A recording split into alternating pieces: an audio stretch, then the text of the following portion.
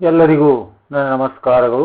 LBA based unit test question paper 10th science ಘಟಕ ಜೀವಿಗಳು ಹೇಗೆ ಸಂತಾನೋತ್ಪತ್ತಿ ನಡೆಸುತ್ತವೆ ಅಧ್ಯಾಯ 7 ಕಿರು ಪರೀಕ್ಷೆ 20 ಅಂಕಗಳು. ಅಂದ್ರೆ LBA ಆಧಾರವಾಗಿಟ್ಟುಕೊಂಡು 10ನೇ ತರಗತಿ ವಿಜ್ಞಾನ ವಿಷಯದ ಒಂದು ಕಿರು ಪರೀಕ್ಷೆಯ ಪ್ರಶ್ನೆ ಪತ್ರಿಕೆ ಜೊತೆಗೆ ಇದರ ಆನ್ಸರ್ಗಳನ್ನು ಕೂಡ ಈ ಒಂದು ವಿಡಿಯೋದಲ್ಲಿ ನೋಡೋಣ. ಪ್ರಶ್ನೆ ಪತ್ರಿಕೆ ಜೊತೆಗೆ ಉತ್ತರಗಳ ವಿಡಿಯೋವನ್ನು ನೋಡೋಣ. ಮೊದಲಿಗೆ ಬಹು ಆಯ್ಕೆ ಪ್ರಶ್ನೆಗಳು. ಪ್ರತಿ ಪ್ರಶ್ನೆಗೆ 1 ಅಂಕ, ಒಟ್ಟು 4 ಅಂಕಗಳು. 1ನೇ ಪ್ರಶ್ನೆ, ವಿಧಾನ ಕ್ರಿಯೆಯಿಂದ ಸಂತಾನೋತ್ಪತ್ತಿ ನಡೆಸುವ ಜೀವಿಗಳ ಗುಂಪು ಅಮೀಬಾ, ಹೈಡ್ರಾ, ಸ್ಪೈರೋಗೈರಾ.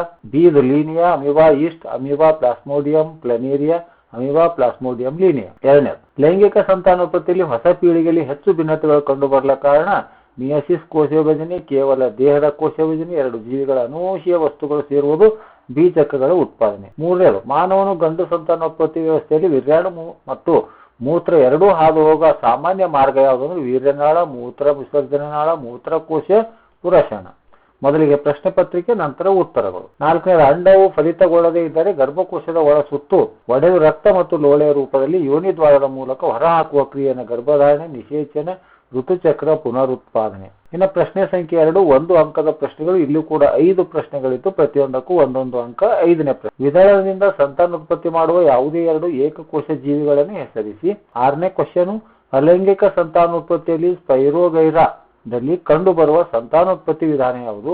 7ನೇದು, ಹೂವಿನ ಯಾವ ಭಾಗಗಳು ಕ್ರಮವಾಗಿ ಫಲ ಮತ್ತು ಬೀಜವಾಗಿ ಬೆಳೆಯುತ್ತವೆ? 8ನೇ ಪ್ರಶ್ನೆ, ಅಸುರಕ್ಷಿತ ಲೈಂಗಿಕ ಸಂಪರ್ಕದಿಂದ ಹರಡುವ ಯಾವುದೇ ಒಂದು ವೈರಸ್ ಸೋಂಕನ್ನು ಹೆಸರಿಸಿ. 9ನೇದು, ಮಾನವನಲ್ಲಿ ವೃಷಣಗಳ ಪ್ರಮುಖ ಕಾರ್ಯವೇನು? ಪ್ರಶ್ನೆ ಸಂಖ್ಯೆ 3, 2 ಅಂಕದ ಪ್ರಶ್ನೆಗಳು. 2 ಅಂಕಗಳಿಗೆ ಒಟ್ಟು ಅಂಕಗಳು 4. 10ನೇ ಪ್ರಶ್ನೆ, ಅಲೈಂಗಿಕ ಸಂತಾನೋತ್ಪತ್ತಿಗಿಂತ ಲೈಂಗಿಕ ಸಂತಾನೋತ್ಪತ್ತಿಯಲ್ಲಿ ಹೆಚ್ಚು ಭಿನ್ನತೆಗಳು ಉಂಟಾಗಲು ಕಾರಣವೇನು? 11ನೇದು, ಅಂಡವು ಫಲಿತಗೊಳ್ಳದಿದ್ದರೆ ಸ್ತ್ರೀಯಲ್ಲಿ ಗರ್ಭಕೋಶದ ಪ್ರತಿಕ್ರಿಯೆ ಹೇಗಿರುತ್ತದೆ ವಿವರಿಸಿ. ಇನ್ನು ಪ್ರಶ್ನೆ ಸಂಖ್ಯೆ 4, 3 ಅಂಕಗಳು.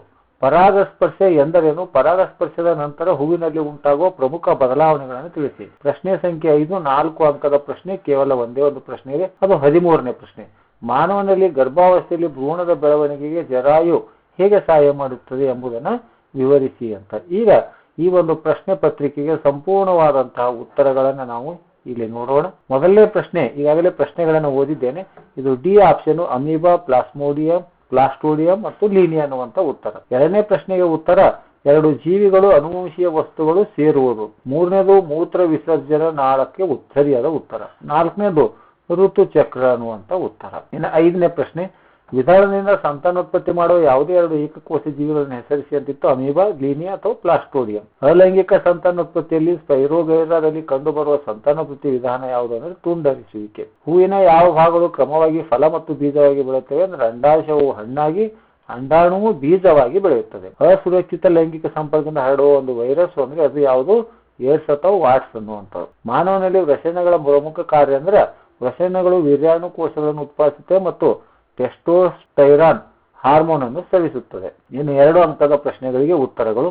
10ನೇ ಪ್ರಶ್ನೆಗೆ ಉತ್ತರ, ಅಲೈಂಗಿಕ ಸಂತಾನೋತ್ಪತ್ತಿಗಿಂತ ಲೈಂಗಿಕ ಸಂತಾನೋತ್ಪತ್ತಿಯಲ್ಲಿ ಹೆಚ್ಚು ಭಿನ್ನತೆಗಳು ಉಂಟಾಗಲು ಕಾರಣವೇನು? ಲೈಂಗಿಕ ಸಂತಾನೋತ್ಪತ್ತಿ 2 ಜೀವಿಗಳ ಅನುವಂಶೀಯ ವಸ್ತುಗಳು DNA ಸೇರುವುದರಿಂದ ಪ್ರತಿ ಪೀಳಿಗೆಯಲ್ಲಿ ಅನುವಂಶೀಯ ವಸ್ತುಗಳ ಹೊಸ ಸಂಯೋಜನೆ ಉಂಟಾಗಿ ಭಿನ್ನತೆಗಳು ಹೆಚ್ಚುತ್ತವೆ. 11ನೇ ಪ್ರಶ್ನೆ, ಅಂಡವು ಫಲಿತಗೊಳ್ಳದಿದ್ದರೆ ಸ್ತ್ರೀಯಲ್ಲಿ ಗರ್ಭಕೋಶದ ಪ್ರತಿಕ್ರಿಯೆ ಹೇಗಿರುತ್ತದೆ ವಿವರಿಸಿ. ಫಲಿತಗೊಂಡ ಅಂಡವನ್ನು ಸ್ವೀಕರಿಸಲು ಗರ್ಭಕೋಶವು ಪ್ರತಿ ತಿಂಗಳು ಸಿದ್ಧವಾಗುತ್ತದೆ ಮತ್ತು ಅದರ ಒಳಸುತ್ತು ದಪ್ಪವಾಗಿ ಹಾಗೂ ಸ್ಪಂಜಿನಂತೆ ಆಗಿರುತ್ತದೆ.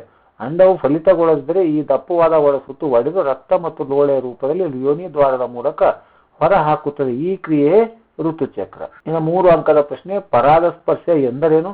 ಪರಾಗಸ್ಪರ್ಶದ ನಂತರ ಹೂವಿನಲ್ಲಿ ಉಂಟಾಗುವ ಪ್ರಮುಖ ಬದಲಾವಣೆಗಳನ್ನು ತಿಳಿಸಿ. ಮೊದಲಿಗೆ ಪರಾಗಸ್ಪರ್ಶ ಹೂವಿನ ಕೇಸರದಿಂದ ಪರಾಗ ರೇಣುಗಳ ಶಲಕಾಗ್ರಕ್ಕೆ ವರ್ಗಾವಣೆಯಾಗುವ ಕ್ರಿಯೆ. ಬದಲಾವಣೆಗಳು, ನಿಷೇಚನದ ನಂತರ ಅಂಡಾಣು ಬೀಜವಾಗಿ ಪರಿವರ್ತನೆಗೊಳ್ಳುತ್ತದೆ. ಅಂಡಾಂಶವು ವೇಗವಾಗಿ ಬೆಳೆದು ಹಣ್ಣಾಗುತ್ತದೆ. ಹೂವಿನ ಉಳಿದ ಭಾಗದ ದಳಗಳು, ಪುಷ್ಪ, ಪತ್ರ, ಕೇಸರ ಮತ್ತು ಶಲಾಕ ನಾಳಗಳು ಒಣಗಿ ಉದುರಿ ಹೋಗುತ್ತವೆ. ಇನ್ನು ಪ್ರಶ್ನೆ ಸಂಖ್ಯೆ 4, 13ನೇ ಪ್ರಶ್ನೆ, ಮಾನವನಲ್ಲಿ ಗರ್ಭಾವಸ್ಥೆಯಲ್ಲಿ ಭ್ರೂಣದ ಬೆಳವಣಿಗೆ ಜರಾಯು ಹೇಗೆ ಸಹಾಯ ಮಾಡುತ್ತದೆ ವಿವರಿಸಿ. ಜರಾಯು ಗರ್ಭಕೋಶದ ಗೂಡೆಯಲ್ಲಿ ಹುದುಗಿರುವ ಒಂದು ತಟ್ಟೆಯಂತ ವಿಶೇಷ ಅಂಗಾಂಶವಾಗಿದೆ. ಇದು ಭ್ರೂಣ ಮತ್ತು ತಾಯಿಯ ನಡುವಿನ ಸಂಪರ್ಕ ಕೊಂಡಿಯಾಗಿ ಕಾರ್ಯನಿರ್ವಹಿಸುತ್ತದೆ. 1 ಪೋಷಕಾಂಶ ಪೂರೈಕೆ. ಜರಾಯು ತಾಯಿಯ ರಕ್ತದಿಂದ ಭ್ರೂಣಕ್ಕೆ ಗ್ಲೂಕೋಸ್ ಮತ್ತು ಆಮ್ಲಜನಕವನ್ನು ಒದಗಿಸಲು ವಿಶಾಲವಾದ ಮೇಲ್ಮೈ ಒದಗಿಸುತ್ತದೆ. ತ್ಯಾಜ್ಯ ವಸ್ತುಗಳ ವಿಲೇವಾರಿ. ಬೆಳೆಯುತ್ತಿರುವ ಭ್ರೂಣದಲ್ಲಿ ಉತ್ಪತ್ತಿಯಾಗುವ ತ್ಯಾಜ್ಯ ವಸ್ತುಗಳನ್ನು ತಾಯಿಯ ರಕ್ತಕ್ಕೆ ವರ್ಗಾಯಿಸಿ ಅವುಗಳನ್ನು ಹೊರಹಾಕಲು ಸಹಾಯ ಮಾಡುತ್ತದೆ. ಜರಾಯು ಇಲ್ಲದೆ ಭ್ರೂಣವು ತಾಯಿಯ ದೇಹದೊಳಗೆ ಪೋಷಕಾಂಶಗಳನ್ನು ಪಡೆಯಲು ಸಾಧ್ಯವಿಲ್ಲ ಮತ್ತು ಬೆಳೆಯಲು ಸಾಧ್ಯವಿಲ್ಲ.